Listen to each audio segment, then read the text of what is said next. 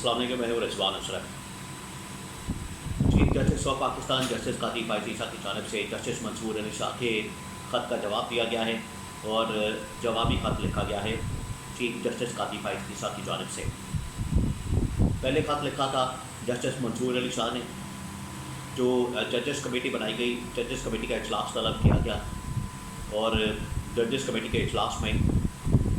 सिर्फ दो ही जजेस मौजूद थे, जिसमें एक जस्टिस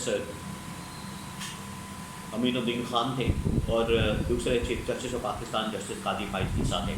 जो तीसरे जज थे उस कमेटी के अंदर, उसमें जस्टिस मंसूर अली शाह ने इस कमेटी के इजलास को बाइकॉट किया। उस बाइकॉट के बाद उन्होंने ख़त लिखा और जिस तरीके से जस्टिस मुनीब अख्तर को हटा के जस्टिस अमीनुद्दीन खान को शामिल किया गया एक ऑर्डिनेंस का सहारा लेकर, तो जस्टिस मंसूर अली शाह ने इस जजेस कमेटी के इजलास की धज्जियाँ उड़ा दी, इस ऑर्डिनेंस की धज्जियाँ उड़ा दी। इसके मतलब बड़ी अहम तरीन इंफॉर्मेशन मेरे पास मौजूद है, वो मैं आपके साथ शेयर करता हूँ। सेकंड ये कि chief justice of Pakistan justice Qazi Faez ईसा की एक वीडियो वायरल हुई है अपनी बीवी के साथ, अपनी एहलिया के साथ, अपने घर वालों के साथ। उस वीडियो की हकीकत क्या है, उसके बारे में बड़ी अहम तरीन इंफॉर्मेशन मेरे पास मौजूद है, वो आपके साथ में शेयर करता हूँ। तो थर्ड ये कि इमरान खान ने जेल से सरप्राइज़ दिया है और इमरान खान ने PTI को कह के जो ऑर्डिनेंस है प्रैक्टिस एंड प्रोसीजर बिल का, जिसके अंदर तब्दीली की गई है, उस ऑर्डिनेंस को सुप्रीम कोर्ट ऑफ पाकिस्तान के अंदर चैलेंज कर दिया गया है। तो इन तीनों मामलों के ऊपर बड़ी अहम तरीन इंफॉर्मेशन मेरे पास मौजूद है, तो आपके साथ मैं शेयर करता हूँ। सबसे पहले तो मैं आपको बताता हूँ कि chief justice of Pakistan justice Qazi Faez ईसा और जस्टिस मंसूर अली शाह के दरमियान जो इस वक्त लड़ाई चल रही है, वो दिन ब दिन शिद्दत इख्तियार करती जा रही है। देखिए, जब आप chief justice of Pakistan justice Qazi Faez ईसा जब आप एक्सटेंशन लेने के चक्कर में दर बदर फिरेंगे, इंसाफ का कत्ल करेंगे, मेरिट की धज्जियाँ उड़ाएंगे, आइन और कानून की बालादस्ती को ख़त्म करेंगे, उनकी धज्जियाँ उड़ाएंगे, तो फिर उसके बाद आपको जजेस के अंदर से बगावत का सामना करना पड़ेगा। आप फिर लोगों के अंदर जाएंगे तो फिर आपको लाम कान का सामना करना पड़ेगा, फिर लोगों का रिएक्शन और रद्द अमल आएगा, उसका सामना आपको करना पड़ेगा, उसको फेस करना पड़ेगा।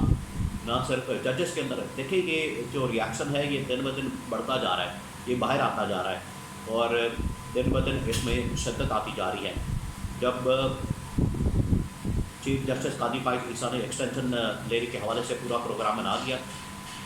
और हुकूमत के साथ मिलकर साफ बात शुरू की, हुकूमत के साथ मिलकर इस तरह के फैसले किए जिससे हुकूमत को फ़ायदा हो और इमरान खान को नुकसान हो, तो उसके बाद से ही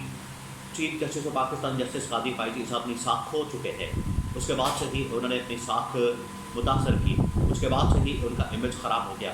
और उनकी जानिब से फिर इंसानी हुकूक़ की धज्जियाँ उड़ाई गई, आइन और कानून की धज्जियाँ उड़ाई गई, जमहूरी इक़्तिदार की धज्जियाँ उड़ाई गई, इंसाफ और कानून का कत्ल किया गया। ये जो उनकी जानिब से किया गया, तो उसके ऊपर ना सिर्फ जजेस ने रद्द अमल दिया बल्कि अवाम ने भी अब रद्द अमल देना शुरू कर दिया है। 3 रुकनी कमेटी होती है सुप्रीम कोर्ट ऑफ पाकिस्तान के अंदर, जो कि फैसला करती है कि कौन से बेंच के सामने कौन सा केस लगना है और कौन सा बेंच कितने कौन से जजेस के ऊपर मुश्तमिल होना है। वो प्रैक्टिस एंड प्रोसीजर बिल के तहत, जो कि कादी फाइज ईसा ने ही बनवाया था, कादी फाइज ईसा ने ही ये ऑर्डिनेंस करवाया था, हुकूमत के ज़रिए से उसको पास किया गया था, हुकूमत ने जारी किया था।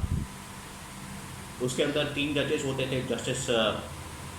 चीफ जस्टिस कादी फाइज ईसा और 2 और जजेस, जस्टिस मंसूर अली शाह और साथ में मुनीब अख्तर थे। ये सीनियर जजेस थे, लेकिन कादी फाइज ईसा ने जब देखा कि 2 जजेस मेरे खिलाफ हो गए हैं और वो सारे मामलात मेरिट के मुताबिक चला रहे हैं, इंसाफ के मुताबिक, कानून के मुताबिक चला रहे हैं, तो चीफ जस्टिस उसमें तन्हाई का शिकार हो गए, जिसकी वजह से उन्होंने मुनीब अख्तर को निकलवाने के लिए एक और ऑर्डिनेंस जारी करवाया हुकूमत से। हुकूमत ने वो ऑर्डिनेंस जारी करके जस्टिस मुनीब अख्तर को निकाल दिया और जस्टिस मंसूर अख्तर अकेले रह गए और चीफ जस्टिस कादी फाइज ईसा ने अपने दोस्त, अपने नामजद करदा बंदे को, जस्टिस अमीनुद्दीन खान को इस कमेटी के अंदर शामिल कर दिया, जिसकी वजह से इन्होंने 30 सितंबर को इसी महीने के आखिर में एक केस समाअत के लिए मुकर्रर किया 5 रुकनी बेंच के सामने, जिसके अंदर अपनी मर्जी के जजेस इन्होंने शामिल किए और वो केस है 63A का, जो कि इस बात की अक्कासी करता है, इस बात का सबूत है कि 63A के कानून के अंदर तब्दीली करके ये वोट हासिल करना चाहते हैं पीटीआई के, ताकि 2/3 मेजॉरिटी बनाई जा सके इस हुकूमत की, और 2/3 मेजॉरिटी के बाद आईनी तरमीम के नतीजे में कादी फाइज ईसा को एक्सटेंशन हासिल की जा सके या कादी फाइज ईसा को एक्सटेंशन मिल सके। ये है पूरा प्लान। तो जब ये ऑर्डिनेंस आया, जस्टिस मुनीब अख्तर को निकाला गया, तो जस्टिस मंसूर अली शाह ने इस जजेस कमेटी के इजलास का बाइकआउट किया, जिसमें चीफ जस्टिस ने अपना बंदा ला के बिठा दिया जस्टिस अमीनुद्दीन खान को। तो उसके ऊपर शदीद तरीन सवालात उठाए जस्टिस मंसूर अली शाह ने। तो पूरा एक ख़त लिखा कि किस तरीके से आइन और कानून की तजिया उड़ाई गई और एक ऑर्डिनेंस के ज़रिए से जस्टिस मुनीब अख्तर को इस कमेटी से निकाल दिया गया। उसके ऊपर जो है वो justice chief justice Qazi Faez ईसा ने जवाबी खत लिखा है और कहा है कि आइन और कानून के मुताबिक हम फैसले करते हैं, आइन और कानून की हम बात करते हैं। और उन्होंने जस्टिस मंसूर अली शाह को भी रगड़ा दिया और उन्होंने जस्टिस मुनीब अख्तर को भी रगड़ा दिया। तो ये इस वक्त लड़ाई की सूरत हाल है और अंदर जजेस आपस में लड़ाई कर रहे हैं, जिनका काम है इंसाफ राम करना, वो आपस में लड़े, ये हालत है। तो इसकी वजह से justice chief justice Qazi Faez ईसा को पब्लिक रिएक्शन का भी सामना करना पड़ा। कल वो एक बेकरी के अंदर गए, बेकरी के अंदर सामान ख़रीदने, वहाँ पर जो दुकानदार था या सेलमैन था उसने लानत भेजी कादी फाइज ईसा के ऊपर और वो वीडियो वायरल हो गई। और उसके बाद उसको दुकान को भी सील कर दिया गया, बेकरी को भी सील कर दिया गया और वो वीडियो जो है वायरल हो गई पूरी दुनिया के अंदर। और उसके बाद फिर तो दुकान को सील करने के बाद उसके अमले को, स्टाफ को और वो शख्स जो वीडियो बनाने वाला था, लानत भेजने वाला था, उसको भी उठा लिया गया और उसकी पूरी फैमिली को उठा लिया गया। और उसके बाद कादी फाइज ईसा ने कोई नोटिस नहीं लिया। ये तो उनके साथ का मामला है, तो उनको नोटिस लेते हुए इनकी बाजियाबी के हवाले से, इनकी रहाई के हवाले से अहकामात जारी करने चाहिए। दूसरी जानिब इमरान खान ने इस ऑर्डिनेंस को जो जारी किया गया है हुकूमत की जानिब से, और हुकूमत ने जो ऑर्डिनेंस जारी किया उसके अंदर वाज़ेह तौर पर देखा जा सकता है कि ये कादी फाइज ईसा को सिर्फ और सिर्फ अदालत के अंदर नंबर गेम चेंज करने के लिए, अदालत के अंदर जजेस के सपोर्ट हासिल करने के लिए ये सारा कुछ किया गया है, ताकि कादी फाइज ईसा अपनी मर्जी के मुताबिक फ़ैसले कर सके हुकूमत के हक़ में, और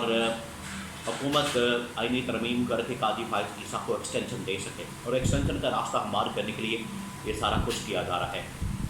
इमरान खान ने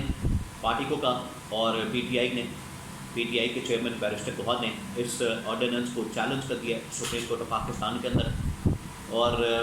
ये चैलेंज करने का मकसद तो यही है कि इस ऑर्डिनेंस को ख़त्म किया जाए। लेकिन अगर कादी फाइज ईसा अपने कुछ दोस्तों के साथ मिलकर एक बेंच बना के बैठ जाते हैं, इस केस को टेकअप कर लेते हैं, तो फिर भी ये दरख्वास्त मुस्तरद कर दी जाएगी, तो फ़ायदा नहीं होने वाला। जिस तरीके से उन्होंने कैप्चर कर लिया सुप्रीम कोर्ट को, इससे इंसाफ और कानून की धज्जियाँ उड़ाई जा रही हैं।